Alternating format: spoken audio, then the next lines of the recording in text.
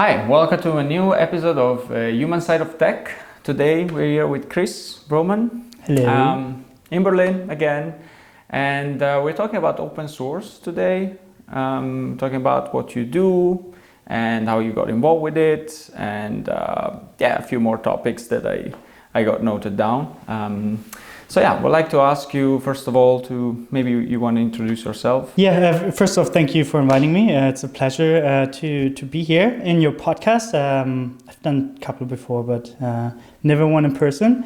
I'm Christian. I'm currently a staff software engineer at a company called Source Labs, where I kind of like do full stack development of R&D tools, or mostly also open source work, obviously. I'm in there in the open source program office, which I founded with a colleague, and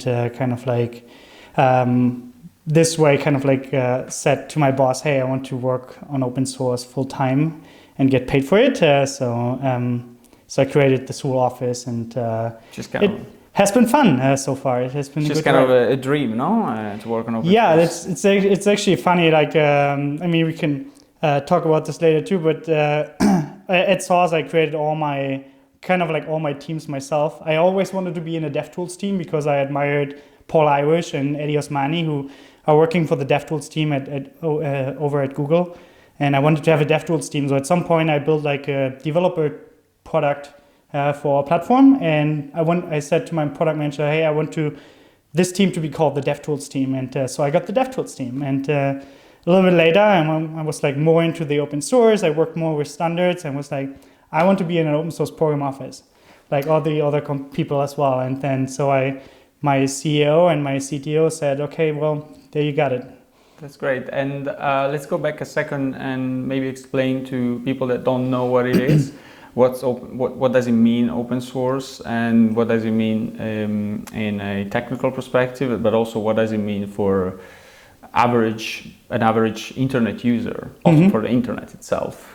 No? So I think open source, the definition of it is actually FLOSS, so FLOSS, which stands for Free Libre Open Source Software, and it's kind of like free software. But free is kind of like in the biggest word in English. Free can mean everything. The first person who actually defined open source, who was Richard Stallman, he created the GNU project. He said free open source software. Free should stand for free like a bird in terms of free like free speech, rather than free as for you don't have to pay for it. So there is open source software that is free available, but you still might have to pay for it. So the L in FLOSS, Free Libre Open Source Software, stands for libre, the French word that kind of puts more notion into the idea of it's the freedom of speech rather than free like a beer. You can actually access the source code, the actual program, every line of the code that composes specific program, it's accessible to everybody, right? Correct. So you can open it, and how you were correctly saying, it doesn't mean that it's free. You may have to pay for it anyway, or get a license for it, or maybe pay for support. Correct. So maybe we can talk about that in a second, because this is probably also some of the things that you do. So you can actually access the code and even change it if you want, or improve it, right? If the license allows you to do that. It's always connected to a license. The same when we used to buy a CD like for a game or for software, we bought the CD, and that CD came with a license attached to it. So you have to automatically agree to use the software in the way that it is licensed. And for open source, it needs to be particularly defined how you can use this free software. And in a way, when you buy a CD, you're getting code, right? You're buying in some way, you are buying code at the end. Binary package. Yes, exactly. So you're buying code and the license to use it. Exactly. So it's very similar. Of course, it took a completely, a much bigger, it became of a much bigger scale since GitHub and other tools to collaborate on software became more popular. But yeah, people can relate to that.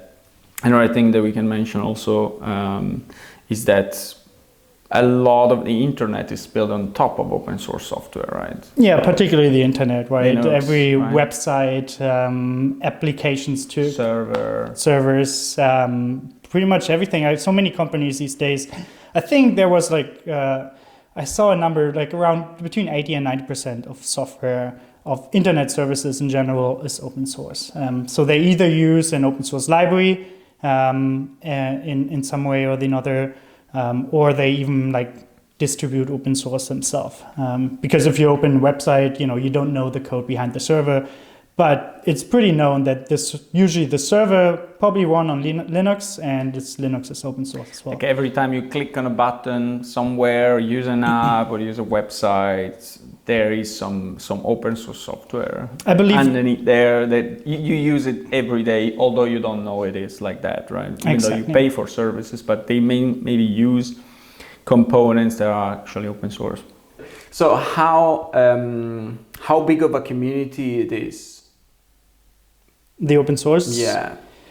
I mean, it's really big, right? It's pretty big. Depends on like if you're a programmer, in which kind of area you work. Of course, if you work for a banking company and you write software there, you probably use a lot of open source software, but you probably never distribute it because banking is pretty like critical, don't want to show anything. And the same, I think, for like NASA, everyone who's working at NASA probably also work a lot of closed source software that has never been open sourced. Everything also in the military, closed source. But everything aside from that, like open source currently drives software development in all areas, besides the ones that I just named. Use it myself daily, literally daily. Most of my tools are open source tools. And then of course we are a profit company, but at the end we use it a lot. We use a lot of those tools. I remember seeing some Twitter conversation about NASA using open source tools and contributors getting excited of the fact that their own code is now somewhere on Mars. And I saw the GitHub badge. Yes. Yeah. So it's amazing. There is a GitHub badge, right? So there's a little badge saying that you are a contributor to a Mars robot that is currently making great discoveries for humanity, and people didn't even know they would contribute to it, right? When they were working on this little piece and little component, but now they found themselves contributing to this much bigger project. Because of exactly that, I am partially also organizing the OpenJS conference, OpenJS Foundation conference, OpenJS World. And particularly because of that, we wanted to get a NASA astronaut to talk about what kind of software they use and how that all works. Because Node.js is NASA is using Node.js in many areas, and also apparently even also on one of the things that they sent to Mars. And it was incredible to see how this project has gone so far, that it has been on Mars. It's amazing, huh? Like it feels like also another badge that I saw on GitHub was this Arctic code contributor. I have it as well. You probably have it too. A lot of people. It was Microsoft, I believe, sponsoring the project of like freezing in the Arctic a lot of code that could be then found in like really, really far in the future. I think like even 500 years from now or something like that. So people will go there and look and read our code and maybe blame us for some error or something. I would love to understand how they put this on whatever format they use. I think they use some sort of film strip or whatever it is to put as much data in as less like compact form. But I would wonder, like, I'm wondering if there's like somewhere my name on like one of these discs that is somewhere in this. You article. have the badge as well. I have the badge as well, like So probably your name is there. It's gonna be there for 500 years. So you already did something that is greater than yourself. Apparently, I mean, just really, whatever that means. I think it doesn't help me. I don't know which one of my code, like parts of my code is there, but they gave me the badge as well, so they probably did store some of this. But they're going to do it now, I believe, every year, and criteria to get in this Arctic Cove is going to be not because they want to allow us for everyone who's doing open source, who puts code out there, who's working on things and just give it out for free. They want to just give like this reward to people, which is a nice sentiment. So you're talking about the conference, OpenJS conference. This is organized in Berlin.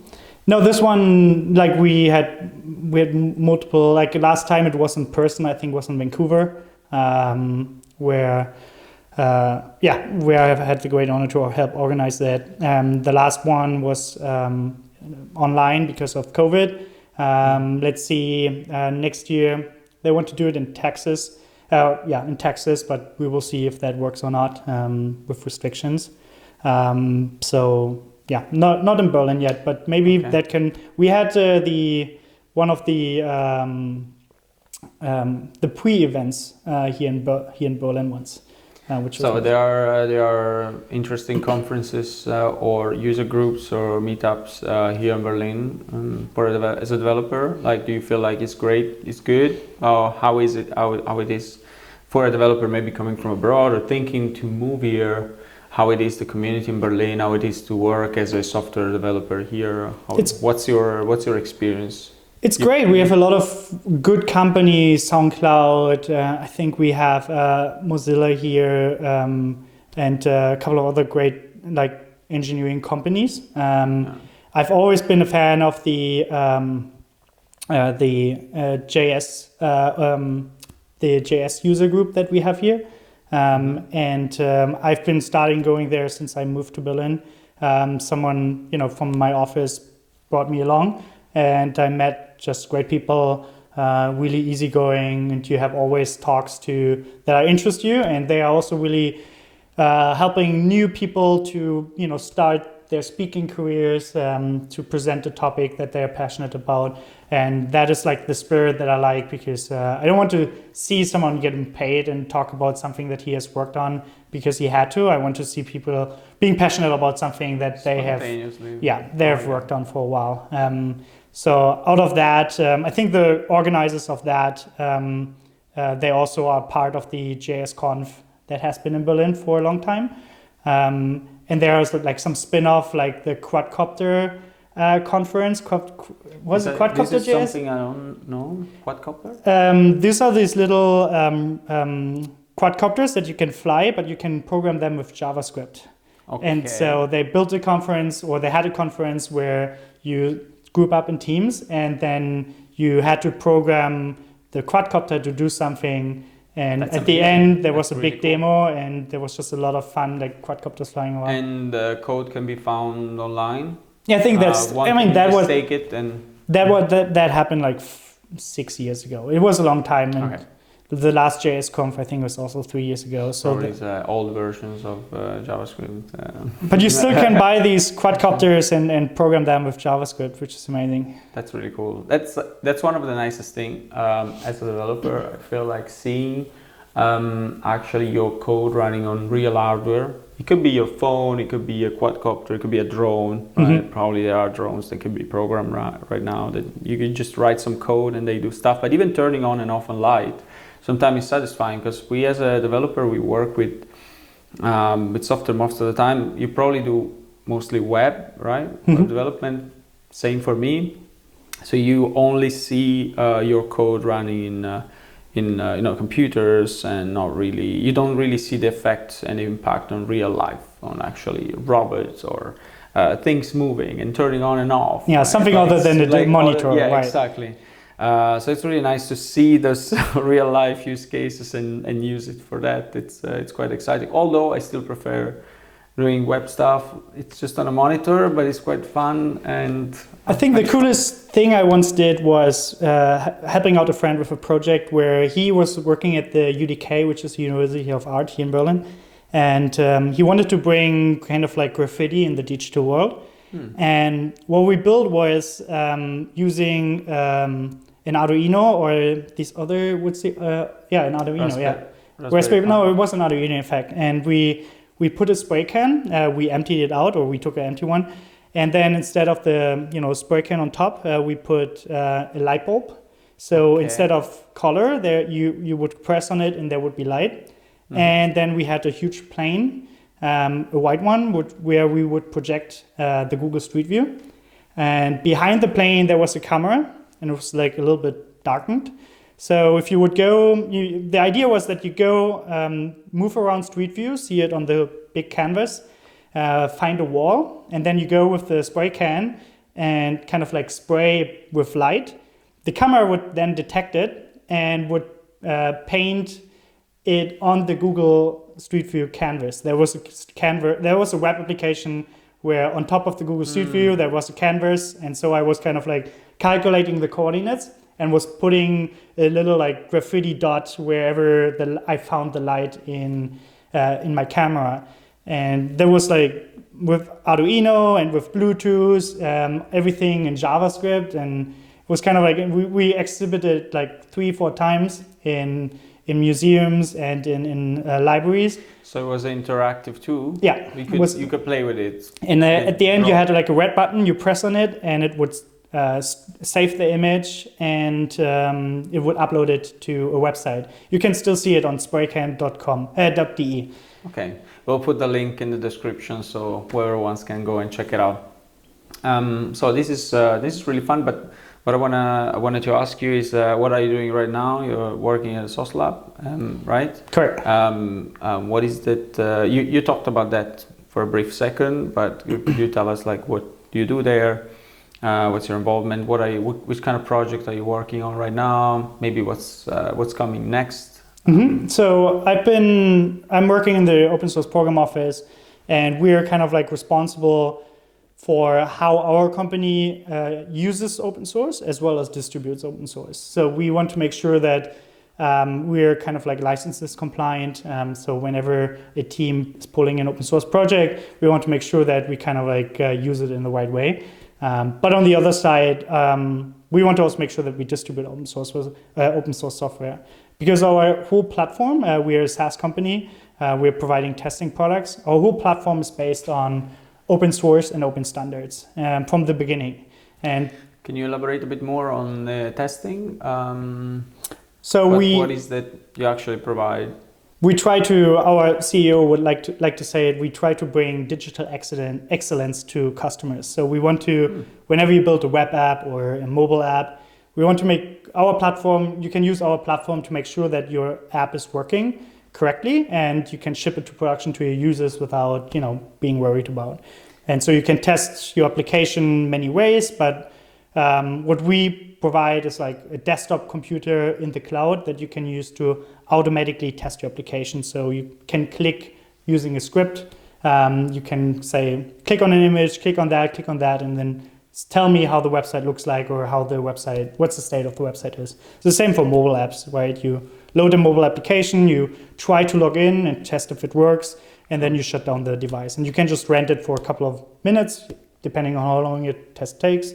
So you can test both web application, but also mobile apps, exactly. like native application. You can actually log into a iOS or Android app and correctly test that things work as expected. Yeah. And then you can write like a script in any of the languages that you prefer and say, open this app, then click on this element, and then check if this is existing. We do API testing, so you can, next to the end-to-end testing, you do API testing. So you check if like component contracts work. Like if one software component wants to speak to the other, check if that works. And things like visual testing, where you do a screenshot of your application at a certain point, and then you compare if it's still the same. So you have specific diffs, right? You can say, okay, if it differs 4% than the previous screenshot, then there is some problem there. Or how do you define? How do you define the fact that screenshot taken at a specific point in time is this like has to be exactly the same as an hour ago or last time you ran the test, or can be slightly different? Like what's the error margin there? That's free. You can define it, but the diffing algorithm got pretty sophisticated these days. You can even set it up in a way that where you say, if the human eye wouldn't recognize it, I don't see it as an error. So if you have like an element somewhere in a white space and that element is moving 2 pixels to the left, your human eye would not see it, but we would detect that it's a failure. But you can say those kind of things we wouldn't reject. So actually, errors in the visual view only. That's super useful, because I'm working with the mobile applications right now. We have a web app and an app for Android and iOS. And one of the things that is more like tedious or complex is testing it, right? Because you got to run this app on the device and then test that everything works. And there are specific features of apps where that needs to be run on actual hardware. Because they're using hardware-specific features such as vibration or navigation, etc. So definitely gonna give it a try for myself as well, and see if we can test the apps like that, because it would be nice to automate the whole application, like the whole testing of the application with this. So yeah, and it's completely on the cloud. You can just create an account, tell it to download an app, for example. How would it work for a let's say an iOS app? For an iOS app, you store the app in our application, so you upload it in advance, and it's an APA exactly. or APK. Okay. And then your app will have an ID, and then you can define your ID that you want to run your test on in your script or whatever you use, and then you go for Amazing. Yeah, definitely gonna use it because it's really tedious to do it manually. I knew there were tools that can do that, but I haven't looked into it so far. So I'm gonna give it a try, and then if I need support, and I can call you. Part of my, not the open source program office, but part of my organization is also a little bit R&D. So we have people working on what we can do right now with desktop and mobile, like automating them, how we can move this to the IoT space, where let's say you have a device that kind of connects with Bluetooth, like a wireless headset, and you want to test if the connection works, if your app and the device kind of like working together nicely.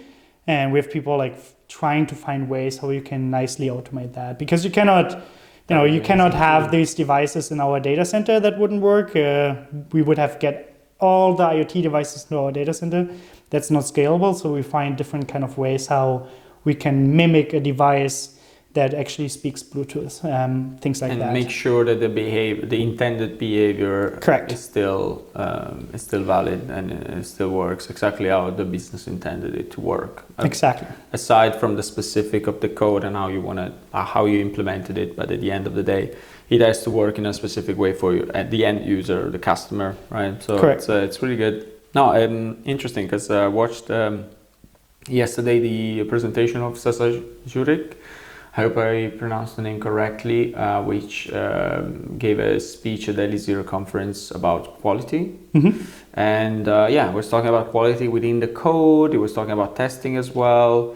And he was talking about how you should test rather behavior than implementation. So the actual business case should be tested. So doing this automatically can help teams deliver good quality products. What the customer wants, and make customers happy, the business is happy as well, and everybody gets an advantage, because it's really frustrating when you use an app, use a website, and things don't work as you expected, or are confusing, or they just break. It's just bad for everybody. It's a waste of time for the user, and it's also bad for the customer, for the business. Currently, so many people do this manually, right? They're so-called QA teams, quality assurance teams, that every time they want to deploy an application, they have to manually like test all the business criteria, and this is just like awful. We want to. This needs to be automated. You don't want to do this as a job. So. And it's prone to errors, right? You can always make mistake. Let's say you're tired while you do it, and you miss a specific feature, or you miss something, or you type something instead of something else. Then you can have either false positive or false negative, right? Right, and it takes time as well. Yeah, exactly. And then you have to do it again. So no, it's absolutely tedious, and if it helps deliver quality, that's really what business need. So it's great. And also in big teams, like let's say in my case, working in a small startup, We don't have so many features. We have not such a big team for now, but it's gonna for sure it's gonna grow a lot more. So it's easier to keep track of what works and what doesn't. But in a bigger team, you maybe have experience with that. How big is your team right now, or the whole company, the engineering? The engineering organization, I think around 200, 250. Wow. And it's been like that since you joined, or? No, I started when we were, I think, 20 or 25 engineers, and it has tenfolded. And this in how many years? I've been there now for 7 years. Wow, okay. And it has been also like a ride. We had some times where we have been growing a lot. We have some times where we have like reducing ourselves due to like, let's say the pandemic. So it has been a fun ride, but yeah, the company is growing and this will grow in the future even more. So 250, you say? Around 250? Which comes to an interesting point where, and I've been trying to tackle that in my company, where you have so many teams. You have to be, as an engineering leader, you have to be taking care how these teams collaborate with each other. And this is also part of the open source. I feel like part of the open source program office to help people to better collaborate, because we do this every day when we work on open source software. We want that everyone in the world can just see my software and is able to contribute. This kind of idea, we want to bring this into our company, which is called inner sourcing, meaning that you kind of create processes and create tools that helps engineering teams to better collaborate with each other, to reduce frictions, and to kind of like better plan how collaboration works. That's really interesting, because I was talking two topics actually, two things I want to say. I was talking to a quality engineer actually from N26. So they have a similar issue. N26 is a digital mobile bank. Of course, they have to provide quality, because otherwise customers would really, of course, they would have big problems if things don't work on a bank. And what they do is they integrate a quality assurance directly from the start, since the start of the process. So each new feature involves a lot of stakeholders, including quality engineers. They call it like that instead of QA. And they are present since the very beginning, since the brainstorming up until the end. So they don't test at the end that something works, but they actually test even ideas before they even born, before they even start being coded. And that's really a really cool thing that they were doing. But this doesn't mean that you can probably avoid testing at the end. You still have to do it in an automated fashion is better, because if you can avoid using people for very tedious and boring tasks. This is creating an account, making sure that it works. It's not the most exciting thing to do, right. For sure, for a lot of people, although I'm sure there are people that enjoy that anyway. And another thing that I want to say is that about this open source and collaboration, I was collaborating with TaxFix a few years back, and one of the things that they introduced, I think there is a blog article about that on Medium from the CTO. We'll link it in the description together with the QA from N26, the podcast episode.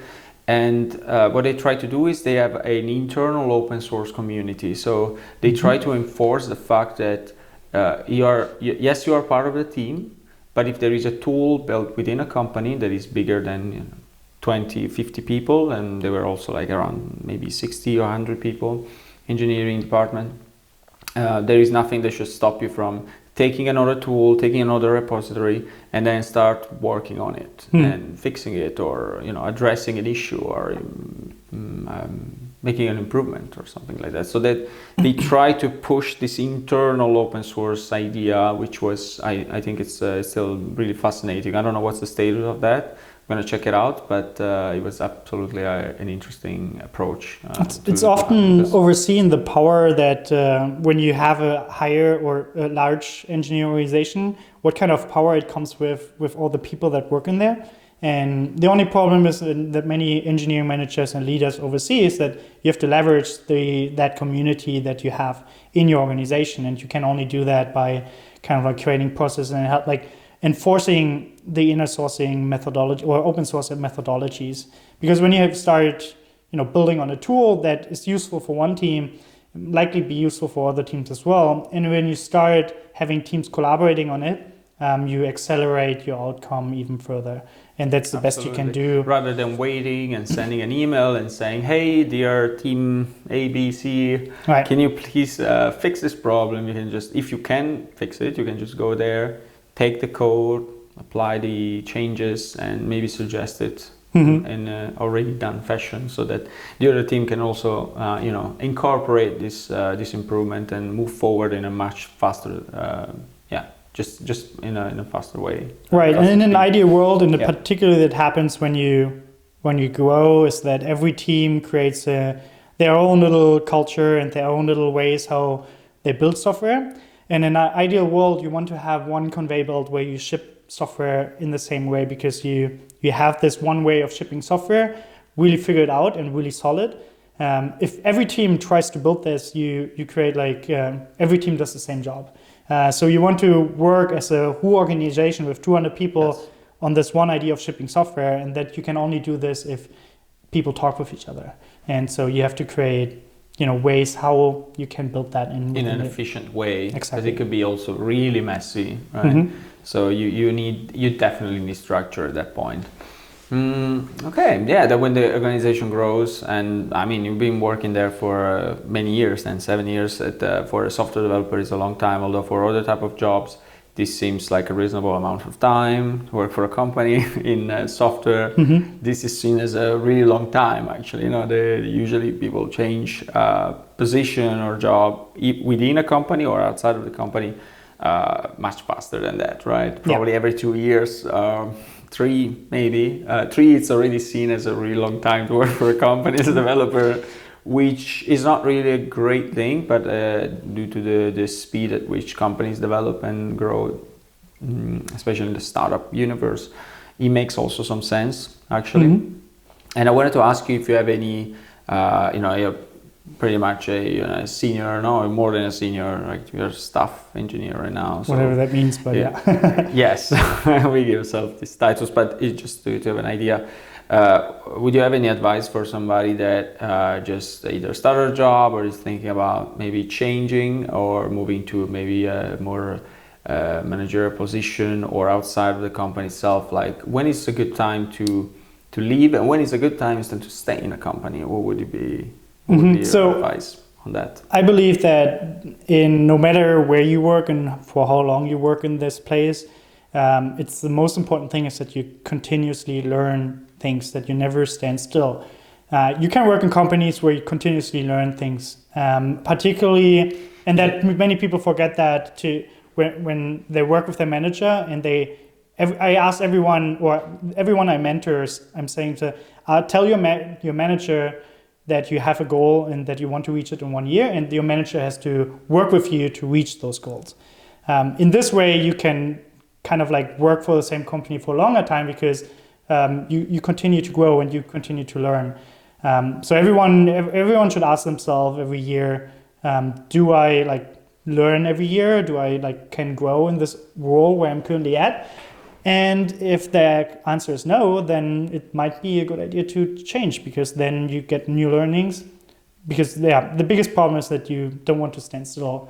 You want to be always a better version of yourself, right? Exactly. And you can kind of force that on yourself by throwing yourself into a different environment, like by changing a company, getting into a new role where you have to apply new ideas and new kind of techniques and technologies. You can kind of enforce that on yourself. The biggest problem is when people stay in their role feeling comfortable over 10 years, and that might be something you desire too. Who knows? But for someone who has ambition, let's say, and wants to see more things than just the same project that they're working on all day, then it's always important to request the manager that you're working with to keep you accountable for things, that you reach new goals and new levels, or move yourself into a new role or into either the same company or a different company. Even different department, if you feel like. But that assumes that you do that for passion, right? Right. If you don't do the job just to get the money, then I could just, can become a pixel pusher, like a pixel mover and build like simple apps all day long would get good money, but this is not something that would fulfill me in any way. Yes, no, because there is a lot of a software developer coming into the job market, especially with the free bootcamps and free courses online. They are maybe chasing. I mean, for sure, there is a lot of them which are just doing it for passion because they found out even late in their career that this is their passion, this is what drives them. And there are others that are looking for maybe money because it's a job that is paid quite well. Because it scales also quite well. So once you do something that improves, let's say you reduce the cost of a company overall by 1%, it's a huge deal, right? So it's compensated quite well. But I do believe that it's a job that you cannot do if you don't have passion for it, because you find yourself dealing with really, really complex problems.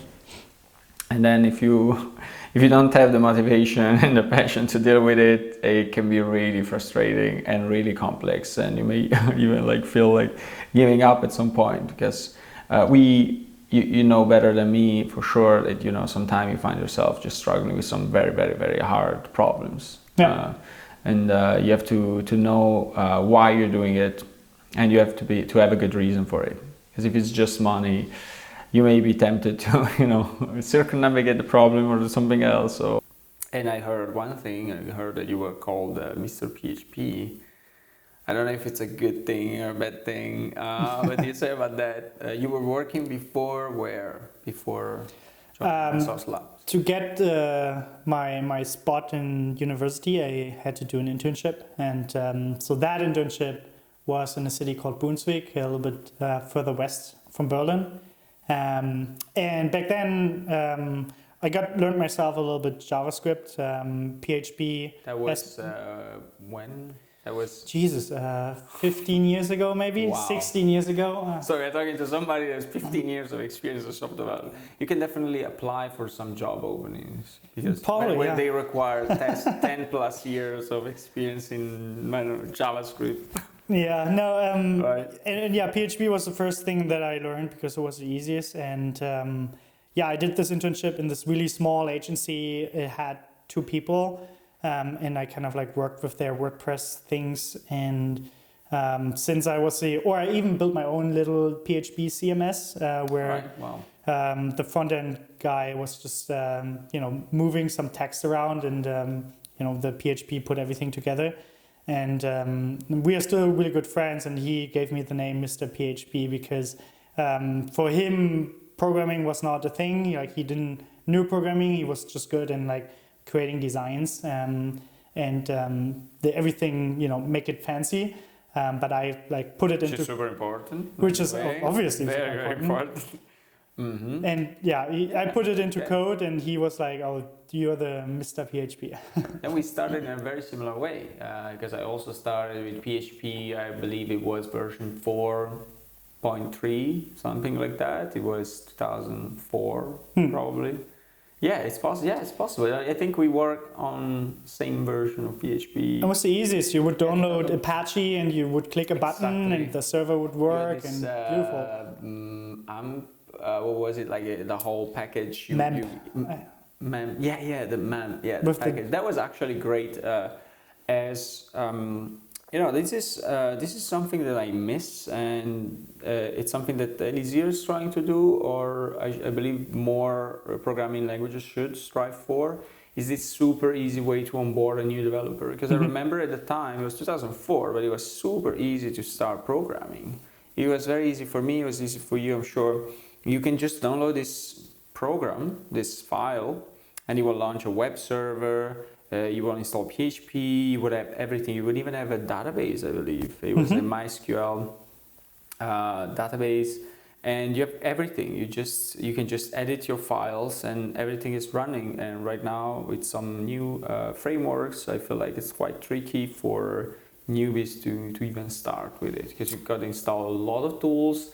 they're all in different repositories in different ways. You've got to follow this tutorial, this other tutorial, just to even get started to write your first line of code. So it's quite tricky, actually. I mean, this is something that's missing, right? Some frameworks still try that. I mean, the first thing that comes to my head is this create React app thing, which bootstraps a lot of things for you, but you kind of have to know the framework a little bit to really get started. Where back in the days, you can just have a simple file like in Hello World and you run it and it would just... You edit with Notepad and that's it. That's all. But back then we didn't have these frameworks. These days you're kind of like already in a framework environment where back in the days you would build this all yourself, which is a good thing as well. Even create React app, it's nice. I also agree with you. It's amazing. It's a good start and it gives you a lot of tooling and a lot of things already packaged together. But for example, then you have front end, right?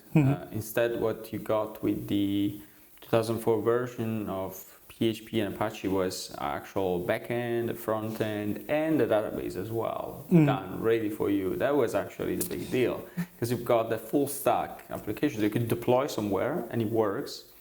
While with Create React App, it's true, you get a lot of tooling and a lot of things already built for you and kind of you get a direction of where to go and how to go, but you don't have all the components that you need to actually run it. But so also the way how websites are deployed these days has changed drastically, where you would back then you would have a server that you would configure the right way and you would run one application in there, and today you have like a Kubernetes cluster where you have that in one single pod.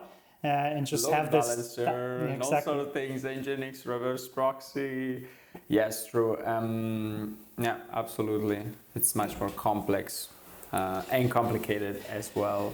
But it's so interesting that all these architectural and infrastructure pieces have become so interchangeable. Like I'm like what I do at Source currently is building a security platform to test the security of an application, which is just one more column of the whole quality chain.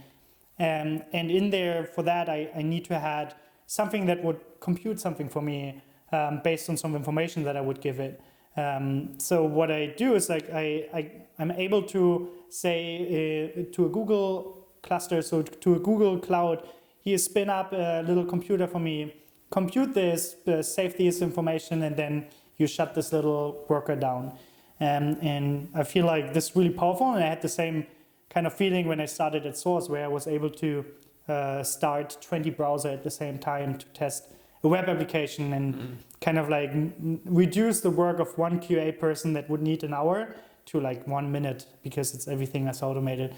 The same power I feel today when I kind of like work on Kubernetes clusters because they're so powerful and they can do so many things. Yeah, you also have now, I was looking to, gonna use it probably very soon, Terraform.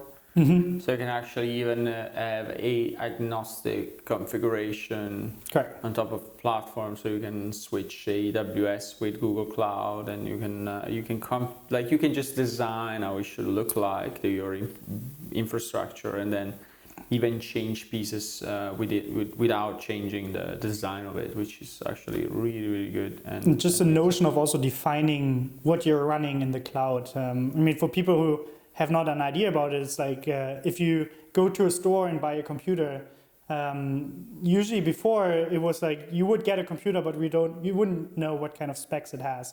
But you want to run your software in the same environment because you want to make sure that it runs the same wherever it is installed at.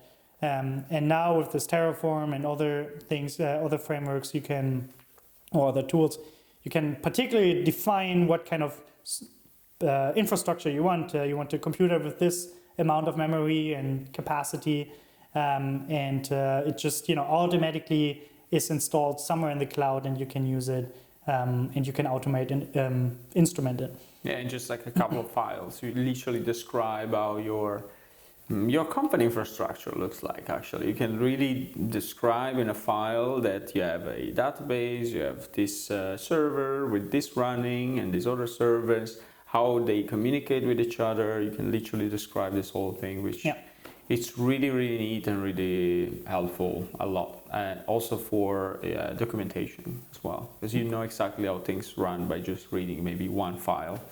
I feel like we're still in the early days of that. We can we can do a lot to improve that, to make it easier and more approachable, but it's going in a really, really nice, good direction. So you're working back in the days with this agency. Also, I did the same actually, WordPress. Big time. I don't touch WordPress since at least 10 years. Happy with that, I have to say, because it was quite painful, although it's still very useful for marketing websites, for example, and doing a lot of those things. So yeah, I want to ask you, like, so you got probably a really busy life with this job, but what do you like to do after work? Hobbies or other interests that you have. What do you do? How does your life look like? How does a life of a developer living in Berlin look like? Behind the scenes? Yeah, behind the scene, what happened? I mean, within the week, I'm kind of like very into doing my job. Again, it's not just a job. For me, I don't define it as a job. It's more like the thing that I like to do.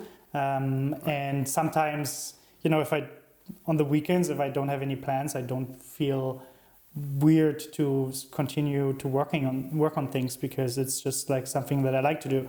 So within the week, if there are no other plans, I live with the 3 other people in one flat.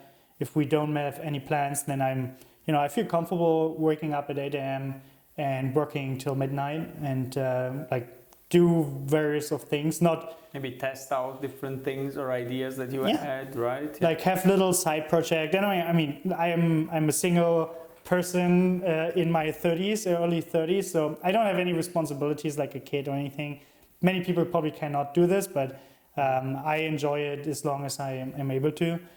Just exploring a lot of things, and on the weekend I try to get as far as possible from the computer. So you have to get at some point, you have to make a cut to give your brain a little bit headspace and to think about other things. I often come into the situation where I'm trying to solve a problem and just not able to figure it out. And then I either, do a run around like 10K, or take a shower after that. And then, even just go for a walk. Or just go for a walk, and then it snaps into my mind. It's like, I can try this, and then boom, you got it. And on a bigger scale, you have to do it, at least for me personally, like at least for Saturday and Sunday, where I try to not look into the computer, because it can become stressful otherwise, that you feel constantly required to fulfill other people's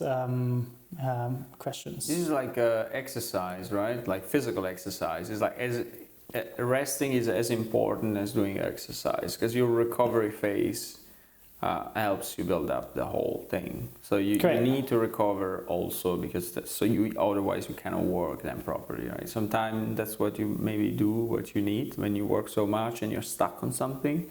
You need to take a break, take some distance from the problem, even not think about it. And then when you come back, you're fresh, you have a fresh mind, even after just a walk. And then you're like, I know what it is, I know what the problem was, I can fix it. It happened literally to me today. Yesterday night I couldn't fix something that I was working on. And then this morning I went into it, I'm like, obviously, I know I did this mistake, or this was wrong. Fixed it in a couple of minutes. It would have taken me probably much more yesterday, right? If I just didn't stop and didn't take a break and didn't reflect on it, really. So yeah, absolutely. It's kind of the same of, if you have a problem and you think about it, you always think in the same streams. And if you get out and you think about some other things, your mind takes some other approach or some other directions to that same problem. It's the same idea of having a diverse team, where if you just have the same kind of people working on the same problem, you kind of approach the problem always from the same direction. While when you have a diverse team, you will have always the same results, probably. Exactly. Very similar results, yes. Well, when you have a diverse team, you have more chances to really solve the problem from a different angle that is much more valuable than this approach from the same people. Kind of like the same idea with having, taking a break because your mind just focus on one thing, and then think about other things, and let your thoughts like diverse up to other areas. And the same as with having a diverse team, working in a diverse team. I feel like the same. Yeah, that's, I totally agree. I also think it's about taking distance. Like when you are too close to a problem, you may have a very hard time figuring out the solution. But if you take a distance, you can see it more clearly. Like this idea of going for a walk or a run. What helps you too is that you actually see the problem from afar, and then now you can see it in the whole. As a whole, and then you can actually pinpoint some issues that you couldn't see when you were just way too close, so your eyes were even like blurred by the whole situation which you're in. So I think that's also really important to do, and you take a little bit like of a break in the distance. And it's a creative job, right? So it's at the end of the day, it's really technical. You try to deliver extreme quality. And it's extremely difficult, I will say, in specific cases, and especially when you're working with algorithms or very complex integration between systems. But it's also extremely creative. No, it's like it's an expression. You write code for other people to read it, and not for the machine itself, because otherwise you would just write 0101. So at the end, this part of it is extremely creative. That's why I'm quite skeptic about this GitHub autopilot and AI code generators that are there, because you write it for other humans and not machine to machine. So we'll see where this goes, but it could be. I don't know how much value would it really have. I think that's just a part of the conversation. Like this GitHub autopilot is just one component of the bigger picture. Again, I think the pure programming itself is pretty mathematical. You give a function an input and you expect a certain output. Right. That has almost no creativity in there. Probably a little bit how you get to this output, but not that much. But I think the bigger picture or the bigger creativity is where you connect the dots with each other. Like you have so many software components these days, and you don't always want to write the same code all over again. Do you think about how I can kind of connect existing things to work on a bigger scale and for a bigger solution? And that's why, for instance, a lot of people that work in R&D, like research and development, what I've also done at Source, where I try to find how can I use open source software, for instance, to provide new capabilities on our platform. And that's what I've done for the security part, where I kind of like took a big open source project and I've kind of like put it into the cloud, that it kind of really nicely works together with the rest of our capabilities, and like solved a big problem, which is like discoverability of websites. When you in the security space, like usually when you want to test security of an application, you kind of need to know what is your application, which kind of views and pages belong to that application. And with our customers that already do functional testing, they already visit all the pages. I just use this information to put into this open source project, and I get all this information for free, which is much more effective because I don't have to figure out myself anymore what kind of pages the customer has or the user has. Because he uses existing infrastructure to already list all of them. Exactly. All right. I use a little bit piece from there and put it into that to get something more important. Use part of what you know already to build on top. So you put an extra layer exactly on top of it. That's really, really cool. You were mentioning earlier, before we even started, about that you play music and the IOTA project. So you wanna say something about that? I know you play music. So how did you get into it? First of all, and what kind of music do you play? And where do you like to go? So back then, when I was Mr. PHP in like my first internship in an agency, again, these two people that worked there, the one guy who was the CEO was a resident DJ within the city. So they had once a month party series where they, I think, would even do like 24-hour parties, which was wow. I've never seen back then before anywhere else. And I was not really... Which were a thing up until 2 years ago in Berlin. They were still a thing. They were a thing. Actually, 3 days even, like more than 24 hours. Now we get back to it, yeah. Now we're getting slowly back to it, yeah. But yeah, back then, like I used to listen to a lot of hip hop. I've seen Jay-Z live and came from this direction. And now, when I started this agency, the CEO who was a resident like would listen to techno all day long. And it was kind of at the office. And it was like a small room. Wow. And it was so obnoxious in the beginning. It was like, this is always the same music. It's like repeating itself. And well, at some point he just, he invited me, put me on the guest list, and I was, back then very broke, a student, doesn't have enough money, and these clubs are really expensive, right? So I, agreed on the invitation. So he gave me, the drink chips where you can get free drinks. He put me on the guest list, and at some point I really enjoy techno as a genre because I think with everyone who's moving to Berlin who's like a little bit skeptical about techno, well, they will soon get into it because it's just something that makes you happy. I feel like there are some arguments that techno is the same speed as the speed of your heart pumping, and that makes you automatically happy after some time. I didn't know that. That's super interesting, yeah. And so back then I started a little bit dabbling with techno, and the guy told me how it a little bit works. Then I played at university when I was studying in South Germany at a university party, and I prepared everything. I had a set, proper preparation, and then someone came up to me and asked me if I could play something from David Guetta. And that kind of like was, if this is playing techno, then I don't want to have anything to do with it. So I quit it and continued to listen to techno, but I never played it again. And then after Corona hit and I figured that I'm going to stay a lot at home, I just thought like it makes sense to maybe pick this up as one of the hobbies. I don't have that many besides, programming and working, but I thought that would be something I could get into it. I feel like it could be fun to do. Another way to get distance, right, from the code, and then even help yourself with being a better developer. Yeah, as absurd as it sounds, it's still a strategy, right? Also, it could be a strategy also to get some distance, to do something else that's completely different than that. Which is how would you say? Is there anything that helped you being a better